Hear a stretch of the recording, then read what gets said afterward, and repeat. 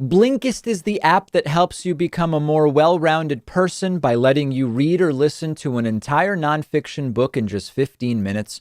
You can try it for free and get 25% off a subscription by going to Blinkist.com/David Pakman. So we've talked before about how different social media networks seem to appeal to particular demographic groups and seem to be responsible for the spread of different types of disinformation and propaganda. One thing we know about Facebook specifically is that in the 2016 election, with regard to Hillary versus Trump type propaganda and fake news, and during 2020, with regard to the pandemic, anti-vax propaganda, etc., Facebook was a really big player and factor in the disinformation and fake news and propaganda that was read, believed, and signal boosted by older Americans. And indeed, for some period of time now, Donald Trump has been banned from Twitter as well as Facebook and other platforms. We will know tomorrow whether Donald Trump will be allowed back on Facebook. And I know that it may seem in some sense trivial, but because we know, I mean, listen, Trump followers fell for the grift of donating to fight the election results to the tune of, what was it, 60 something, 70 something $million, in part because of the campaigns on platforms like Facebook. And indeed, the Facebook Oversight Board has reportedly already decided, but will be announcing tomorrow morning, whether Donald Trump's Facebook account will be reinstated. There was this idea previously that because of what Facebook said when they banned Trump, it was an indefinite suspension because of the risk of allowing Trump to continue on the platform in terms of violence and in terms of incitement. But that the language was about the right now in the aftermath of the January 6th riots, in fact, on January 7th, but that it would be revisited in the future. And indeed, that revisitation has taken place, and we are going to know tomorrow. The impact of this could be huge because Donald Trump has been relegated to putting out these written statements on former presidential letterhead. They read like tweets, without a doubt, but he has not had that core audience to share them. You sort of need to go and find them. Or you need to be following certain accounts that are signal boosting them. If Donald Trump is indeed back on Facebook, this is going to reopen the door to all sorts of weaponized disinformation and propaganda. It could play a role in the 2022 election, given Donald Trump's clear desire to be a sort of kingmaker and to see the people he supports win in 2022. So this is not a trivial decision. It has reportedly already been made, and you can be absolutely sure that if Donald Trump is allowed back on Facebook, it's also going to put some pressure on other social media platforms to allow Donald Trump back on. Because listen, I'm the first to admit it's unusual that a former president is banned from all of these platforms. I don't think it's a free speech issue. Every single one of these platforms, as I've talked about before, has every legal right to say violations of our terms of service are going to be met with consequences, regardless of whether it's a former president or not. But Trump is so unusual in how he used these platforms to spread this disinformation. And we now find ourselves in the really weird situation where the former president is not able to use these platforms. So the pressure, if Facebook says Trump's coming back on, for Twitter and YouTube and whoever else to say we're also letting Trump back on, the danger has passed, so to speak, is going to be significant. So we'll see what that decision is that's made tomorrow.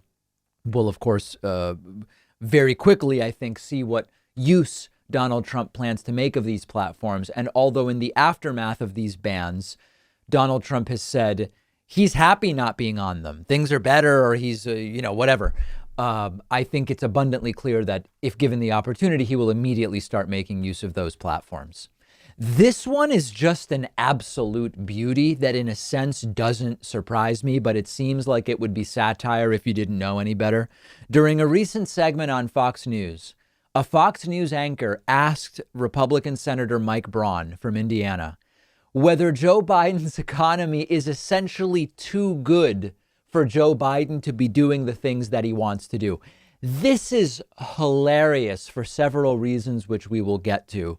Now, as many of you know, the stock market, which Donald Trump told us would crash if Joe Biden became president, has actually hit record highs. New unemployment claims are the lowest they've been since the start of the pandemic, and they're going lower every single week.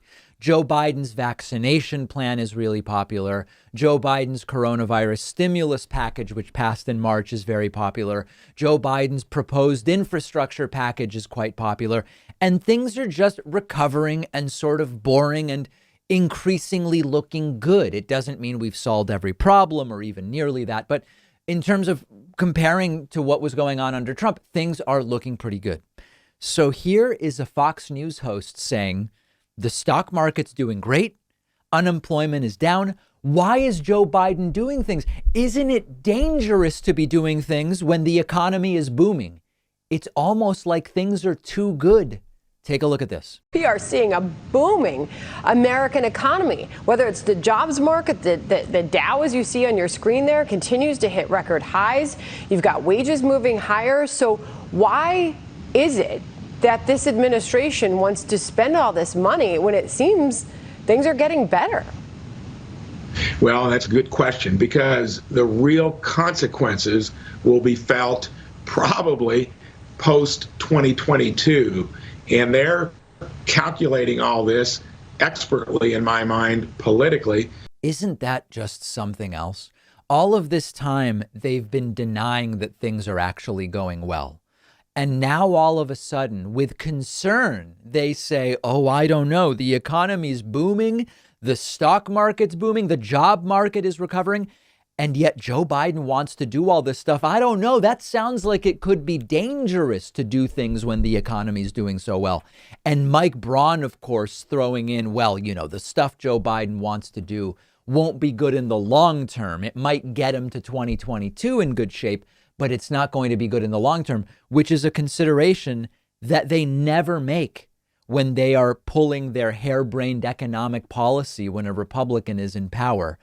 They are so desperate that it's actually hilarious. Oh, no, the economy's booming, and yet Joe Biden still is doing things. It's beyond parody. They are essentially admitting that Biden is so good at running the country, he shouldn't even really be doing anything else. And the fact that he's trying to should really concern all of us. The economy's doing dangerously well under Joe Biden. And that could be a disaster. Now, there's also a serious thing here, which is, of course, a lot of the jobs that are coming back for now are coming back part-time. They were full-time, many of these jobs. Why? Well, we're in the middle of a pandemic recovery. And as industries start to open, as different sectors start to open, some of these jobs will come back, not provisionally, but on a part-time basis, many businesses operating with reduced hours. The recovery has been disproportionately better for the very rich than it has for everybody else. It's been real. The pandemic has been really good for the ultra super rich. And it has been that kind of K-shaped recovery that we've talked about before. Much of the stock market performance, which has been stellar, goes to the very rich. So there is a real question, which is, even though the economy is doing quite well for wealthy people, what about everybody else? And that's exactly what Joe Biden's spending programs are trying to work on. But we are at a point where even doing well now is considered bad if you then continue trying to do more things, as Joe Biden is trying to do. They have nothing else to whine about. We've gotten to the, is the economy too good part of the Joe Biden presidency? And it's only like on month 4. They were just trying to give Trump credit for the economy last week. Now it's, well, this is Biden's economy, but it's almost like it's doing so well, something must be about to go wrong, or it must be terrible for Joe Biden to keep trying to do stuff. If you were to write a Saturday Night Live script about how Fox News would cover the circumstances now 4 months in, 3-4 months into Joe Biden's presidency, it would be indistinguishable from, is the economy doing dangerously well? And that's exactly what we're getting on Fox News. Let me know what you think they will go to next in the manufactured crises. Find me on Twitter at Pakman. What if you could read 10 books in just one sitting? That's exactly what one of my favorite apps lets you do. It's called Blinkist. And what they do is take thousands of popular nonfiction books, They condense them down into text or audio that you can consume in 15 minutes. Blinkist makes sure that you're getting all of the important core insights from each book. So it's perfect for exploring a book you otherwise wouldn't have time for. If there's a full book you're thinking about buying, you can use Blinkist to get a sample first. Just think how much you can enrich yourself by being able to soak up an entire nonfiction book in just 15 minutes. I recently read A Brief History of Time, of course, by the great Stephen Hawking. This is a book that I have been aware of for so long, and other things got in the way, and it was fantastic to check it out on Blinkist. Blinkist has books on politics, philosophy, science. They have 27 different nonfiction categories, and a subscription is only about $8 a month. And you get the entire library. But you can try it totally free and get 25% off a subscription when you go to Blinkist.com/David Pakman. I've put the link right underneath this video. Hey, feel free if you're so inclined to grab a membership on my website, joinpakman.com. It feels great. It's cheap. It's quick. It's our primary source of funding on an ongoing basis. And you get the daily bonus show, award-winning, as just one of many great membership benefits. Join at joinpakman.com. Coupon code available, never mandatory. Better21 saves you a bundle. Okay, today we're going to look at a super interesting interview with a Republican senator actually being forced to go beyond the talking points when questioned by Fox News host Chris Wallace. It's really easy to simply say, you know, we can't increase the deficit. We don't have the money for things Democrats want to do. Where is the money going to come from? Now, of course, we know that they never ask those questions when it's about defense spending or war or tax cuts for the rich. We know about that double standard. But it doesn't matter, because if they're not questioned about those talking points, there are lots of people who buy it. Hey, yeah, billions, hundreds of billions. That sounds crazy. How do we afford this stuff? And if they're not questioned about it, they never really have to explain what they mean. And you get a lot of Republican voters who end up agreeing with you. Now, similarly, when Republicans say Biden's infrastructure plan is too expensive, it's not all really infrastructure, it's filled with crap. When they say Biden's job plan is just spending money we don't have, it's easy as long as you never have to explain anything. But when you do have to explain, well, okay, which of these things would you cut? Which of these are not worthy elements for this plan? Something interesting happens. First of all, they almost never have actual answers. And secondly, it throws them off so badly that they often end up exposing other garbage talking points that they also typically are allowed to get away with. So let's dive right in. This is Fox host Chris Wallace asking Republican Senator Bill Cassidy, all right, Senator, sir, which specific parts of the Biden jobs plan would you cut? There's workforce development, there's childcare, all these different elements of it. Cassidy has no answers and instead just starts slamming teachers' unions, and it starts to get pretty unhinged. Take a look. Up on the screen, $100 billion for workforce development. $400 billion to care for the elderly and disabled, $225 billion for child care, and $200 billion for free preschool. Senator, which of those programs that I just put up, which of those programs do you think people in your state don't need? Every one of those programs should be evaluated. If it's important, it should be advanced. It's not infrastructure. When people say, wait a second, I like this because we need a new bridge across the Calcasieu River in Lake Charles, I'm saying this plan will not give it to you. The amount of spending for roads and bridges is so low that, and split between 50 states over 5 years, you're not going to get your bridge. Now, we may need this. By the way, we just are restarting our bipartisan working group to come at family support for the dependent, children and elderly. But that is not going to give you a road and bridge.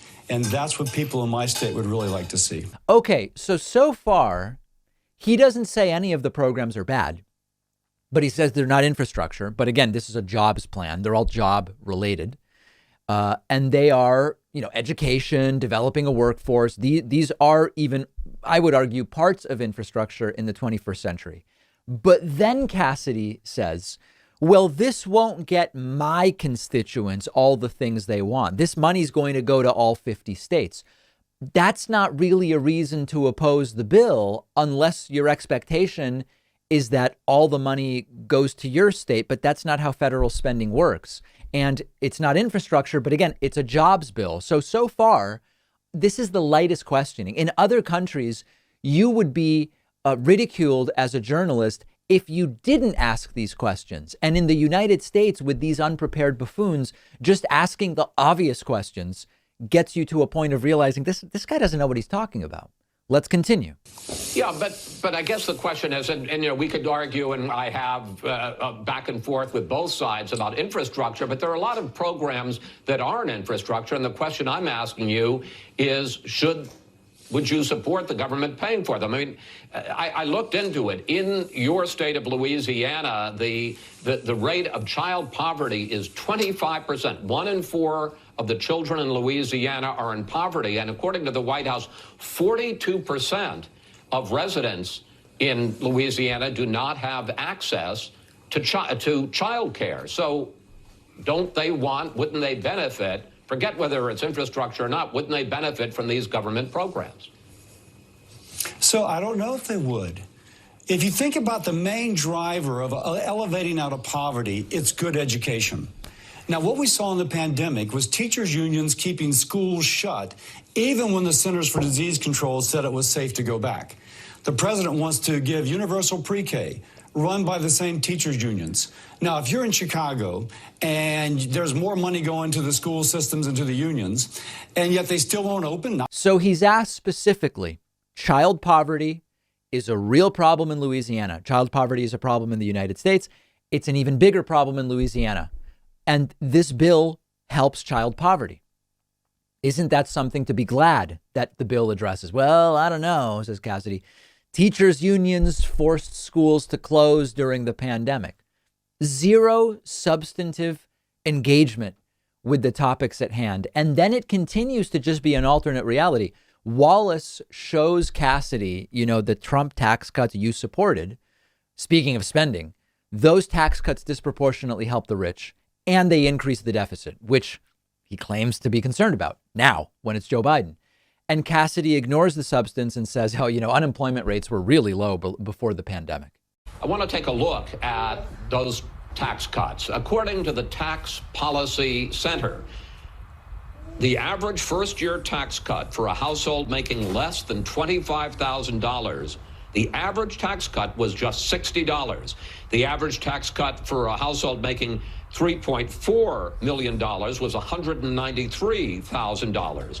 And contrary to talk that it will pay for itself, the Trump tax cuts are now projected to add $1.5 trillion to the deficit over 10 years.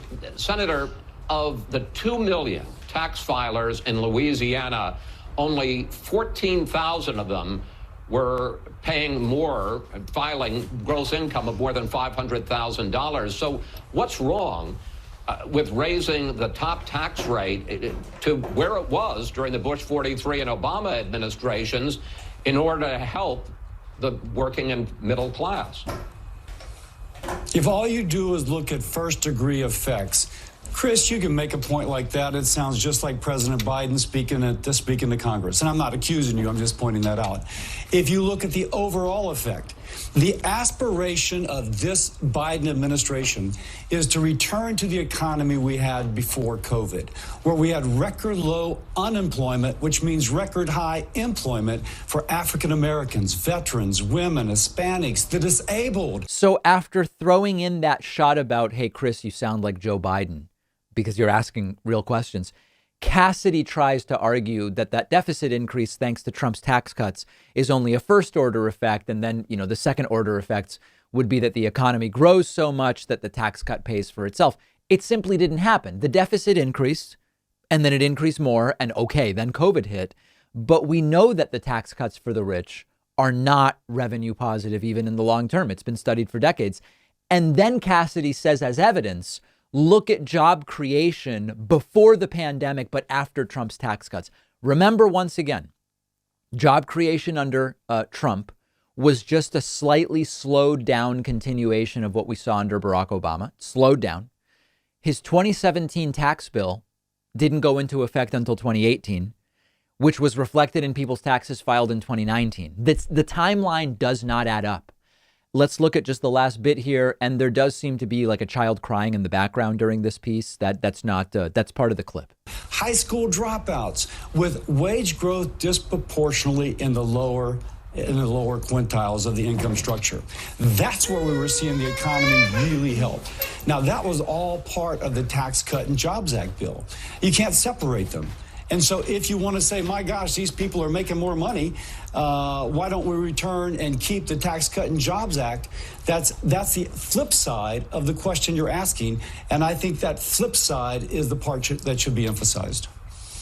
But the argument is, and there certainly is some data to indicate that the Trump tax cuts benefited the wealthy and corporations more than they did the working and middle class. Chris Wallace is trying, but this is simply going nowhere. They do not have answers for any of this. They simply move on to something else. Which programs would you cut? Doesn't say, but bashes teachers' unions. Teachers' unions are bad. Well, what about the deficit? Oh, yeah, but job creation in 2017 was really great. It's pathetic, and they should be subjected to this type of questioning in every interview. My sense is if this became the standard on Fox News, a lot of these officials would stop doing Fox News interviews. And indeed, my understanding is that there are increasingly Republicans who are turning down interviews with Chris Wallace because he's just asking basic questions that any reporter in just about every country would be expected to ask. They fall apart. The talking points never made sense. But if there's no pushback, in fact, sometimes it's not that there isn't pushback from the hosts. It's they cheerlead. Oh, right, of course. Yeah, right. Yeah, but Democrats don't understand that. But yes, of course, you're right, Senator. As soon as there's basic pushback, they fall apart. We'll have more examples like this on our Instagram page, which you can follow at David Pakman Show. The great Daniel Goleman will be joining me after this short break. Really looking forward to this interview. The number one funding source for the David Pakman Show has been and continues to be membership. And membership is not just a feel-good thing. You get access to the world-famous bonus show every single day just for members, as well as commercial-free audio and video feeds of the show day in and day out. You can sign up for membership very, very quickly at joinpakman.com. That's joinpakman.com. If the normal prices strike you as high, by all means, use the coupon code BETTER21, all one word, all lowercase. Become a member today. It's great to welcome to the program today Daniel Goleman, who is, of course, well known for his writings on emotional intelligence, on meditation, a number of other topics that are very interesting to me. It's great to have you on today. Thanks, David. Pleasure to be here. So maybe just to start the conversation, we're hopefully starting to get to the beginning of the end, or the end of the middle, or somewhere closer to where life will in some ways return to normal vis-a-vis the pandemic. But one of the things I've been talking with many people about are kind of speculating about what the longer term effects might be of this pandemic. I think certainly some degree of the feeling that the world is a hostile place, which may connect to some agoraphobia for many people. People may be realizing that the risks that they were taking before were bigger than maybe they acknowledged, and changing behavior going forward. It's just some ideas. How are you conceiving of this kind of exit process and what the impacts may be emotionally, psychologically? Well, I see two upsides coming at some point. One is that everybody's been under tremendous stress because of the lockdown, particularly working parents. I mean, how do you work from home and manage kids running in and out of your Zoom, and life goes on. And that just is raises the stress level to a point where people may be feeling emotionally exhausted. And that hopefully will be relieved when things ease up. The second is a kind of disconnect. We haven't been able to see our friends, hanging out in the way we usually do.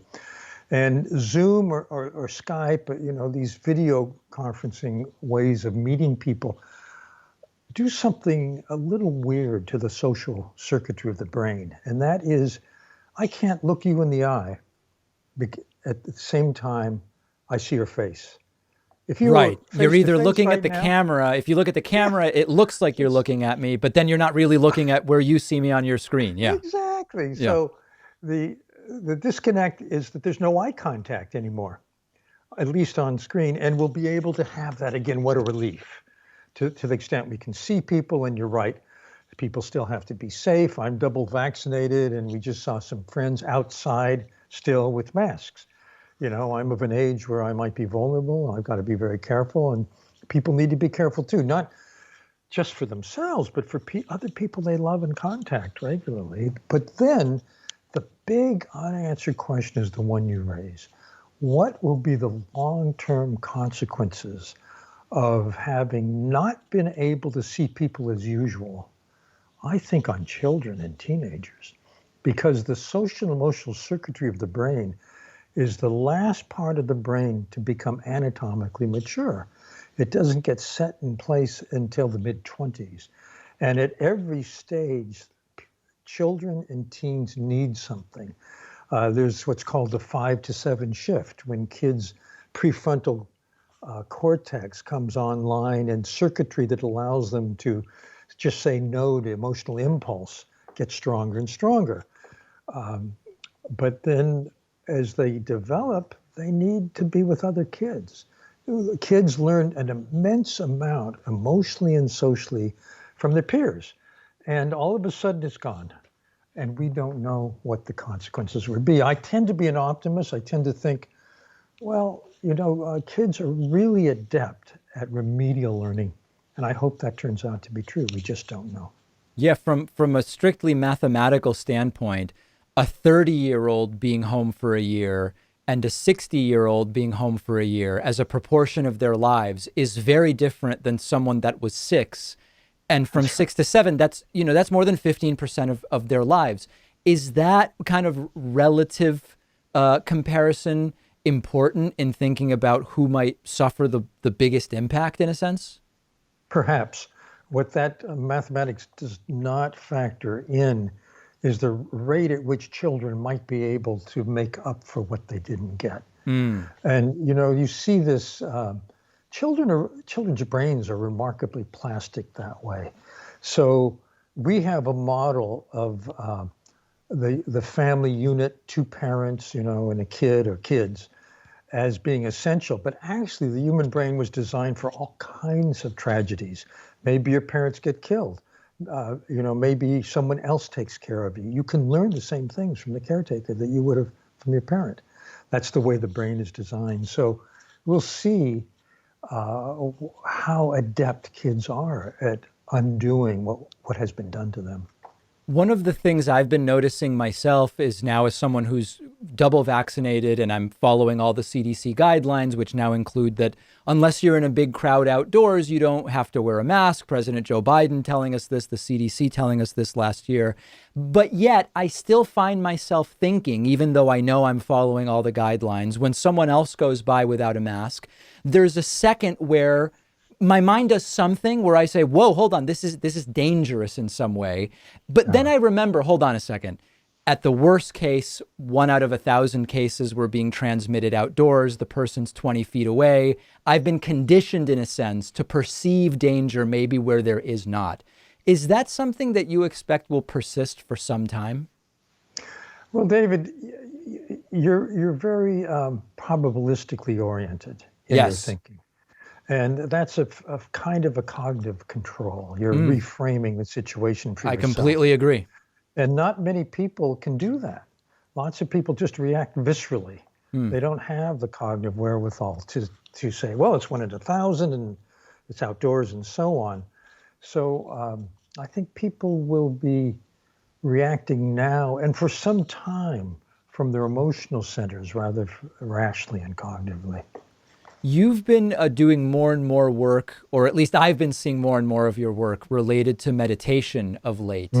And I've been studying with great interest some of the research that is done into the effects of meditation on the brain. And there are all sorts of different opinions about, is the effect overstated or understated, or do we not yet really know? Whether in the context of the pandemic or not, can you talk a little bit about your focus on meditation and why you think it's an important thing for, in particular now? Well, I think it's a natural next step from emotional intelligence. Emotional intelligence in my model, has 4 parts. There's self-awareness, and then using that awareness to manage your disturbing emotions well and marshal positive ones. Well, it turns out that meditation is a very good tool for doing that. It is an exercise in self-awareness. And I just did a book with Richard Davidson, who's a neuroscientist at the University of Wisconsin. And we looked at the very best studies, and we found from the beginning, people tend to be more calm and more clear if they meditate. And there's a dose-response effect, so that the longer you do it, the more hours you put in, the more this seems to happen. Long-term meditators are triggered less often, less severely, and recover more quickly, we found from the data. And very high, Olympic level meditators are a whole other thing. And it turns out that if you do an exercise that increases warm-heartedness, compassion, or caring, you become more compassionate, caring. It's kind of a no-brainer, but it turns out that the part of the brain actually that where those circuits reside becomes stronger, and that behaviorally you're more likely to help someone in need. You're more generous, and so on. So meditation seems to work. And the second part of emotional intelligence is empathy. And I'm rethinking emotional intelligence now. Can I mention my podcast? Please, of course, yeah. It's available. I just started a podcast called First Person Singular, where some of my newest thinking is shared with people. And one of the ways I'm rethinking it is in terms of what is empathy. I know it's cognitive, I know it's emotional, but it also is empathic concern, which means you care about the other person, not just you know how they think, you know how they feel, but you want what's best for them. It's like a parent's love for a child. And I think this leads to compassion, or to that whole unfolding of warm-heartedness. Yeah, I mean, what's very interesting to me about this, and I don't want to make everything political, and I'm glad not to, but one of the things that I've been reading quite a bit about is that on well-designed sort of assessments of the level of empathy and compassion that are triggered in people when they are told a particular story or see a particular image, it can very accurately predict one's political leanings on a sort of general conservative liberal spectrum, as we might imagine it in the United States applies to Democrats and Republicans. And then the next question sort of becomes, how much of this is nature? How much is nurture? How much is the environment you grew up around and kind of what your parents modeled for you versus is there something in the brain, and different people have different opinions? In theory, at least, this could be very relevant from a policy standpoint, could it not? It reminds me of some data I saw years ago when I was a science journalist at the New York Times. And it was a behavioral genetics study of different behavioral variables, one of which was conservatism, which turned out to have a very high heritability, which suggests that part of this may be in our inherited circuitry. The tendency to want things to be safe, to want things to be the same, and then translate that into a political orientation. And then the policy question becomes a very interesting one, but not one I'm an expert on. So I'm going to finesse it, David. Well, no, but I guess I mean from the standpoint that is more relevant to your work, there is that question of when we say heritability, is it genetically heritable versus is it culturally heritable? My instinct would be that while there may be a genetic heritability, if you take a group of kids that's statistically more likely to be Republicans from, Utah or something like that, but you raise them in liberal Massachusetts families, my instinct is that the upbringing will have a significant impact, even on whatever genetic heritability is there. I don't know. I'm thinking out loud.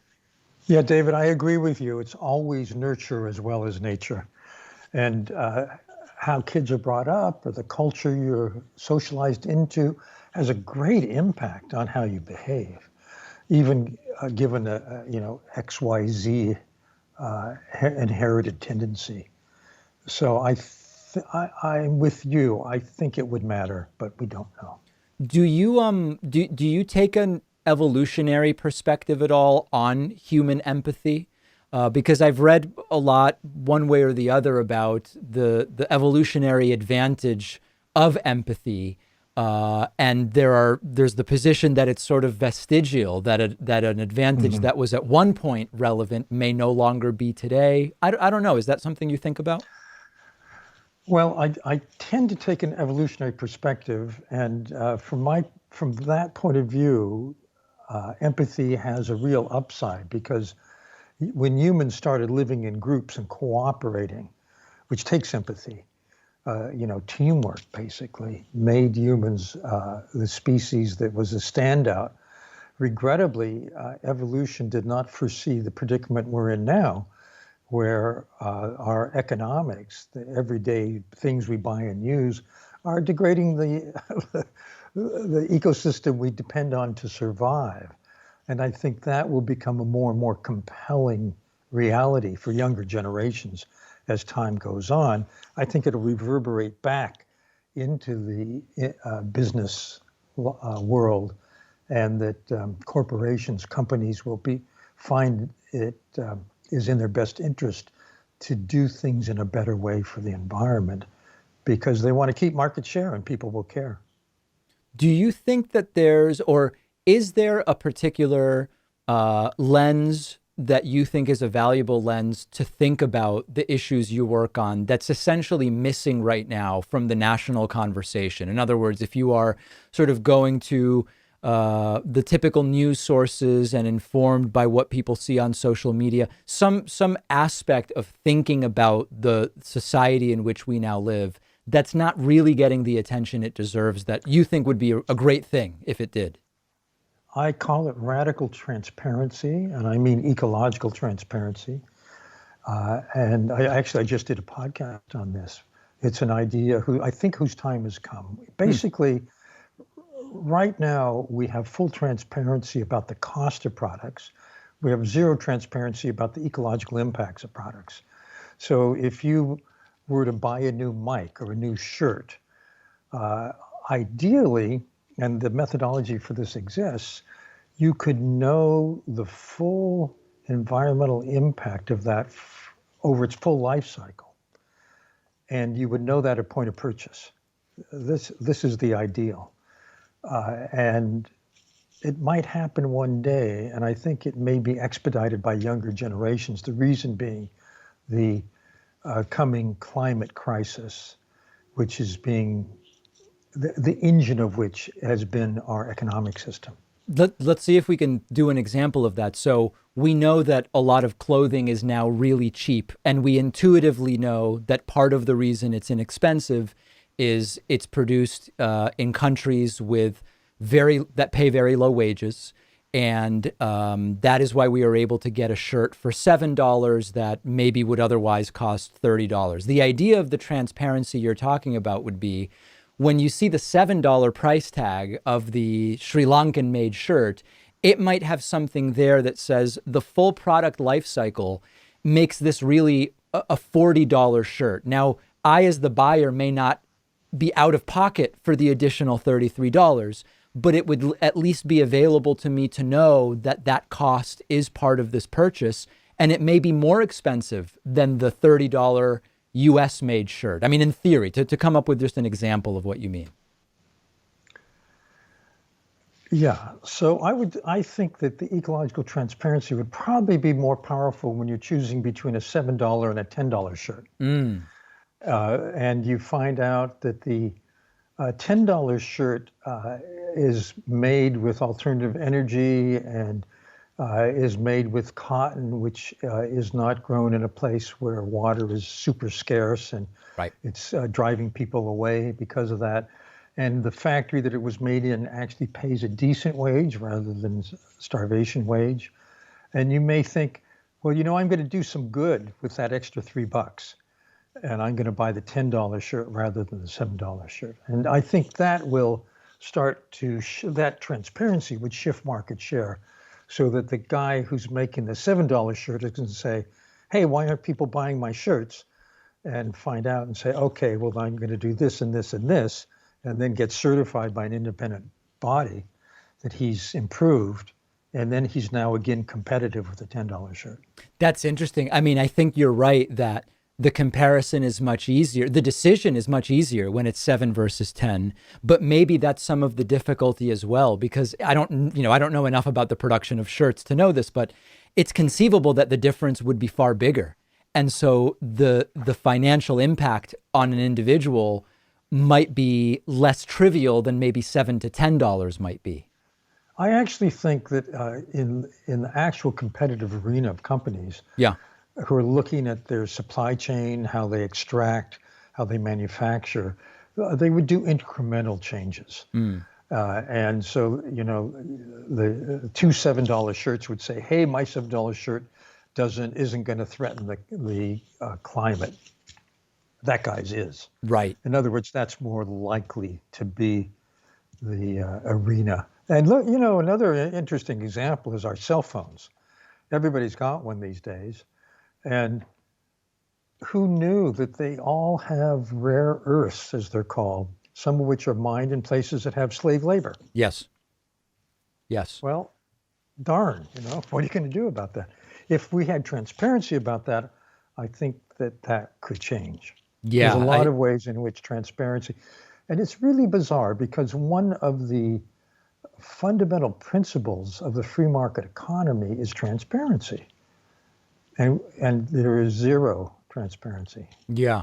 I think, the electric car example is an interesting one because I think this is being improved upon, but the footprint of making the batteries is not insignificant.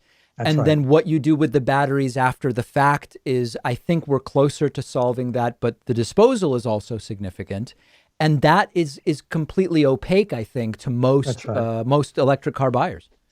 And plastics is the same. If you were to do a life cycle assessment of plastic, and that's what this method is called, it would look like plastic bags are better than brown paper bags, but that's because the life cycle assessment does not include end of life. Right. And plastics, as we now are finding out, are in us and fish and birds and everything else. And it's a huge problem that we had not realized. So anyway, you asked what's missing, and I think that's what's missing. That's a great example. Yeah, that's a beautiful note to end on. We've been speaking with Daniel Goleman. We will link to the podcast as well as some of his books. Daniel, such a pleasure having you on. I so appreciate your time. David, it's a real pleasure. Thank you very much.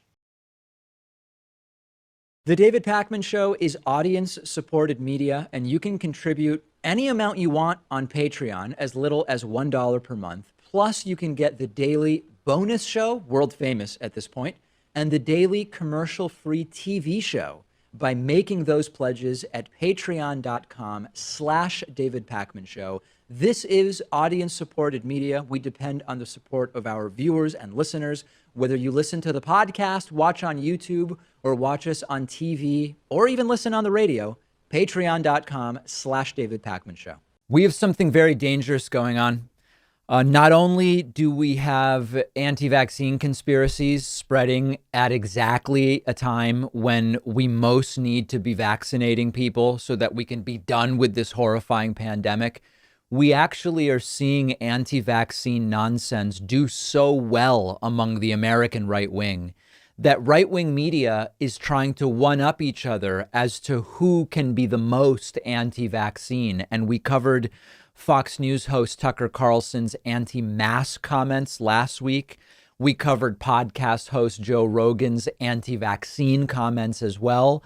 I'm almost wondering whether Tucker Carlson was jealous about the attention that Joe Rogan was getting last week, because last night Tucker went even further off the deep end into a completely unhinged, baseless, and deceptive anti-vaccine rant that unfortunately is having an impact. Now, for people saying, why are we talking about this? We are talking about this because we are now at a point where people just don't want to get the vaccine. And daily doses have been declining for about 10 days now. We're only at 44% of the country has had one dose. 32% of the country has had full vaccination.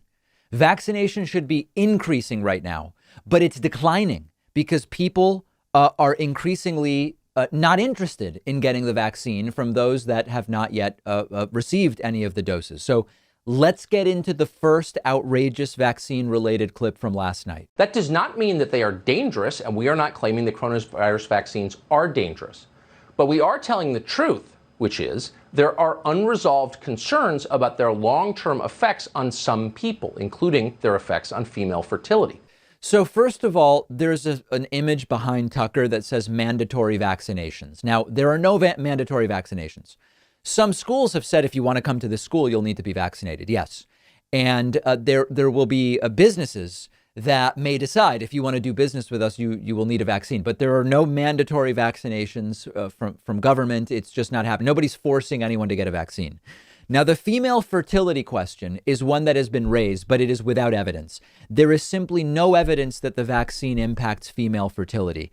Now, Tucker says, well, we don't know. It hasn't been studied. It would be like if I say, we don't know the long-term effect of the vaccine on curling skill. You know, the Olympic sport curling.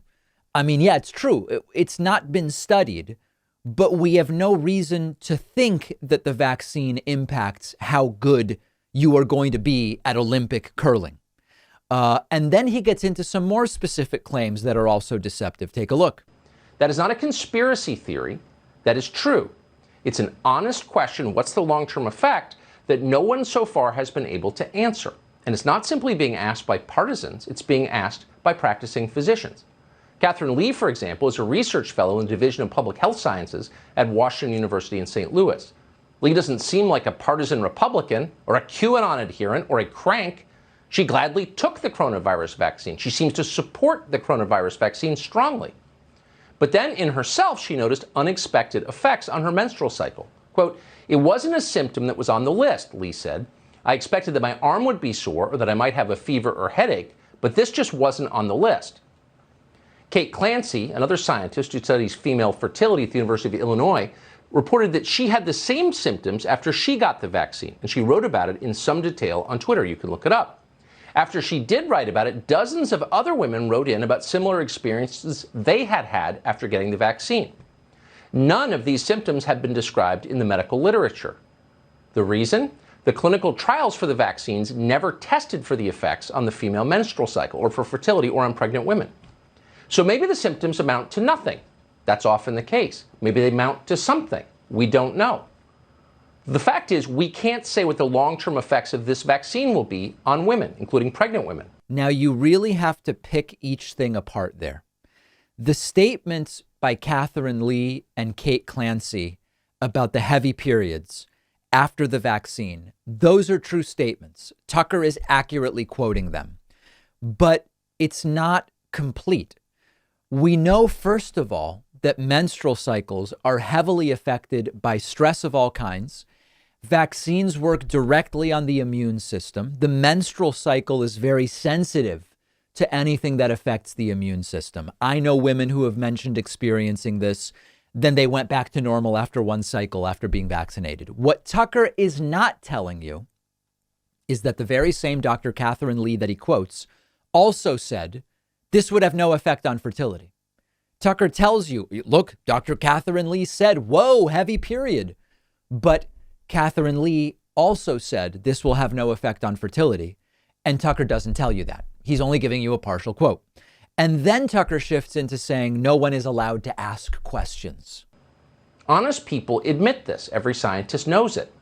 According to a recent study published in the New England Journal of Medicine, quote, more longitudinal follow-up, including follow-up of large numbers of women vaccinated earlier in pregnancy, is necessary to inform maternal, pregnancy, and infant outcomes. In other words, at this point, and there's no changing this because it's true, we just don't know. Again, that does not mean the coronavirus vaccine is dangerous. There is no proof that it's dangerous, but there doesn't need to be. Now, I have to tell you, this is pretty sophisticated propaganda in total. We can see through it, but it's actually quite sophisticated. Tucker opens by saying, I'm not anti-vaccine. He ends by saying, these vaccines may well be safe.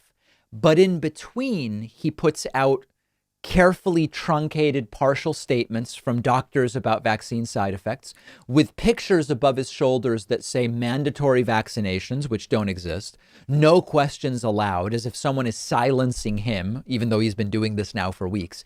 It's really pretty sophisticated propaganda. Let's look at one more clip. NBC News is now running, and you may have seen these, PSAs, public service announcements, with its on-air talent demanding that everyone in the country get the shot.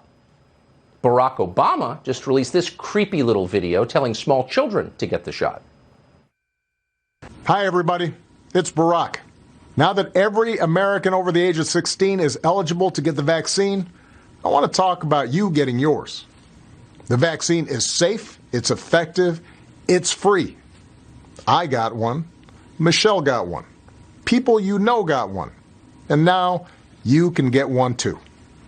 It's the only way we're going to get back to all the things we love, from safely spending time with grandparents to going to concerts and watching live sports.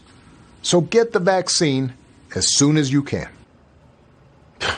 Some creepy old guy telling your children, your little kids, to take medicine whose effects we do not fully understand. It's totally normal. Yeah, that happens every day. Don't ask questions, just do it.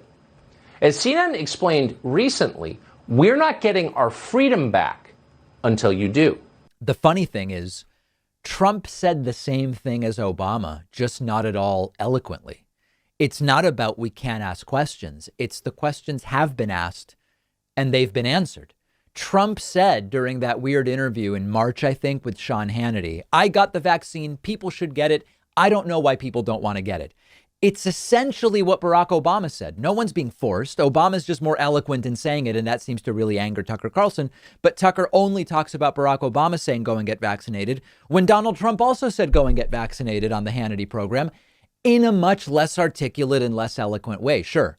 So this is really dangerous stuff because Tucker's audience is made up disproportionately of people who are vaccine skeptical, Republicans, at this point, the most COVID vaccine skeptical group out there. And this is going to make it even worse at a time when we have the ability. Look at the Israeli numbers. They had, I think, 13 cases or something like that. Same size and population as New Jersey. We can do it. But people like Tucker Carlson are making it more difficult.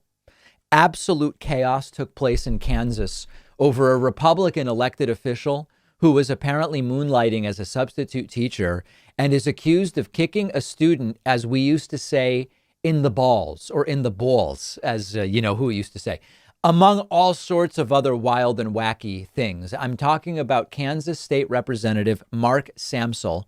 Yes, he's a Republican. He filled in at Wellsville High School in Wellsville, Kansas last Wednesday.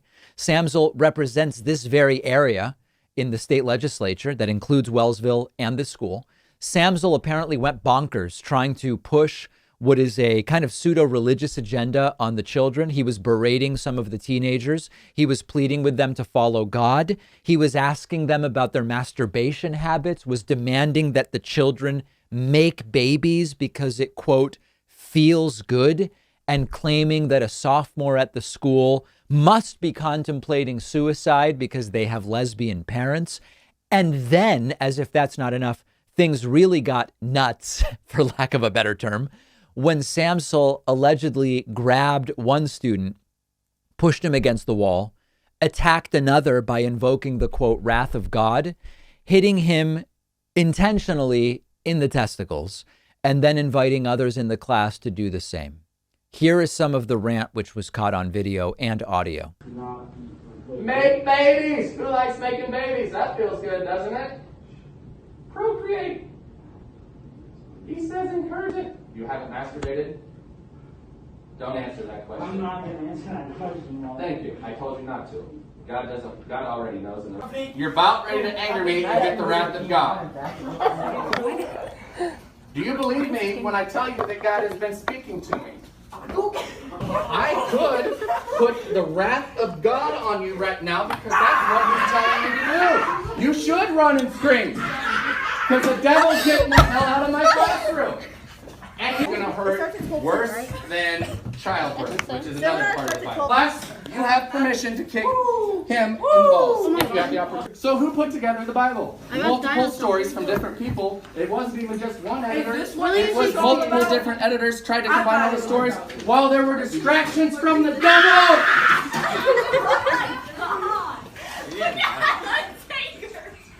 Help me! Help is on the way. Okay. I'm simply built different, Mark. I don't feel pain. I think we should do it harder. Yeah, I'm telling the truth. You're lying. I'm different. Why are you already start crying? You know, I had some pretty wacky substitute teachers in elementary school and middle school and high school. Never anything remotely close to this, that's for sure. He has since admitted that he planned his actions, but says he did nothing wrong. I don't know what that means. The 36-year-old Republican was arrested on charges of alleged misdemeanor battery. Already a lot of people who saw the video saying there has to be a felony in there. How is this only misdemeanors? He was booked into the Franklin County Adult Detention Center. He's been released on $1,000 bond. Now, in case you were wondering, the superintendent, Ryan Bradbury, said Samsel will no longer be substitute teaching in the school district. I'm curious how the Kansas Republican Party will respond to this. I've not heard anything from them at this point. Some people wrote to me and said, you know, David, this is not really about politics or religion. This is a psychotic break. This is merely a mental health incident. He just sort of happens to be obsessed with things like accepting God, but there's really nothing political here. I agree that this is not a stable and well-balanced person. There's no question about it. Beyond that, there remain questions. And in a later Snapchat post, Samsel reportedly claimed that, quote, every little bit of it was planned to send a message about art, mental health, teenage suicide, how we treat our educators and one another to parents and grandparents of Wellsville. So I guess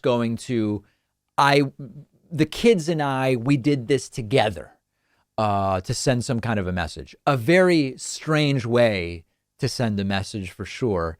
And we will follow the court proceedings and see what ultimately takes place.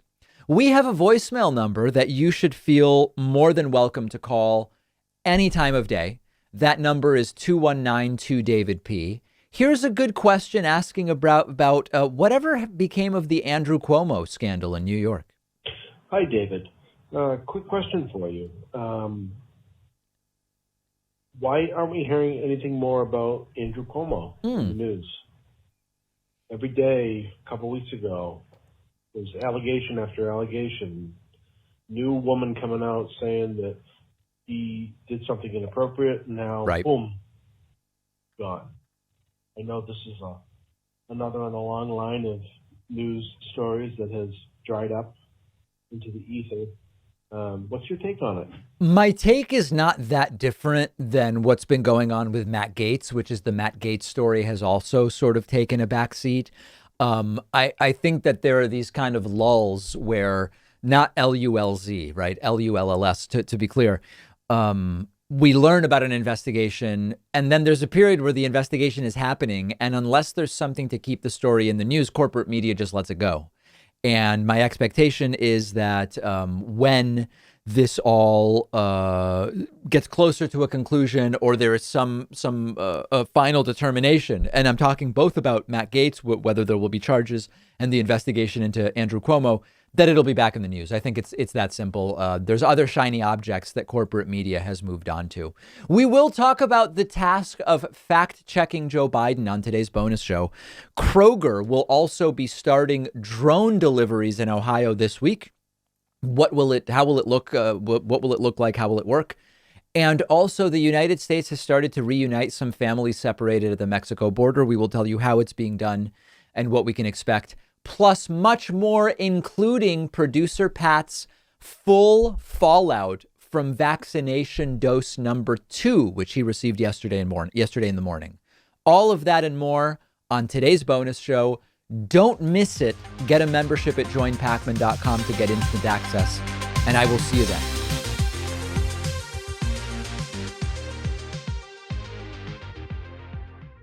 Thanks a lot for watching today's show. I just want to take a second to tell you about today's sponsors. Blinkist is the app that helps you become a more well-rounded person by letting you read or listen to an entire nonfiction book in just 15 minutes.